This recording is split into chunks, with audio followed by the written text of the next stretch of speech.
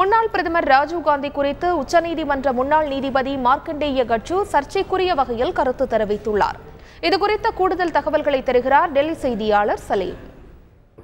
ராஜீவ் காந்தி அவர்கள் கொல்லப்பட்ட தினமான இன்று தீவிரவாதத்திற்கு எதிரான நாள் என்று இந்தியாவில் அனுசரிக்கப்படுகிறது. ஆனால் சுப்ரீம் கோர்ட்டுடைய முன்னாள் நீதிபதி மார்க்கண்டே கட்ஜு அவர்கள் சமுதாய வலைதளத்தில் ஒரு சர்ச்சைக்குரிய கருத்து ஒன்றை வெளியிட்டிருக்கிறார். அவர் என்ன சொல்றார் அப்படின்னா, இந்திரா காந்தி கொல்லப்பட்ட பிறகு டெல்லியில் சீக்கியர்களுக்கு எதிராக வன்முறை நடந்தது. ஏன்னா சீக்கிய மெய்காப்பாளர்கள் தான் இந்திரா காந்தியை கொன்னதால அவங்களுக்கு எதிராக ஒரு வன்முறை நடந்தது.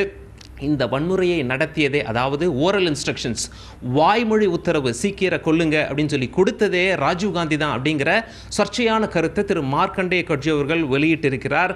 ராஜீவ் காந்திக்கு நெருங்கிய நண்பராக இருந்த திரு மணிசங்கர் ஐயர் இப்பொழுது நம்மளோட இருக்கார். அவர்கிட்ட கேட்போம். சார், மார்க்கண்டே கட்ஜு அதுவும் சுப்ரீம் கோர்ட்டா ஜட்ஜாக இருந்தவர் இந்த மாதிரி ஒரு கருத்தை சொல்லியிருக்கார். இது குறித்து உங்களுடைய கருத்து என்ன? பைத்தியம், மூடத்தனமாக பேசுகிறார். காங்கிரஸார் உண்மையிலேயே ரொம்ப கோபமாக இருக்காங்க. அதுவும் திரு மணிசங்கர் ஐயர் அவர்கள் ராஜீவ் காந்திக்கு ரொம்ப நெருங்கிய நண்பர் அப்படின்னு சொல்லிட்டு நமக்கு எல்லாருக்கும் தெரியும். அதனால் கோபமாக இருக்கிறார். அது மட்டும் இல்லை, காங்கிரஸாரே மார்க்கண்டே கட்ஜு அவர்களுடைய கருத்தால் உண்மையிலேயே கோபமடைந்திருப்பதாக நமக்கு தகவல் தெரிவித்திருக்கிறார்கள். டெல்லியிலிருந்து தந்தி செய்திகளுக்காக கேமரா பர்சன் பிரதீப்புடன் சலீம்.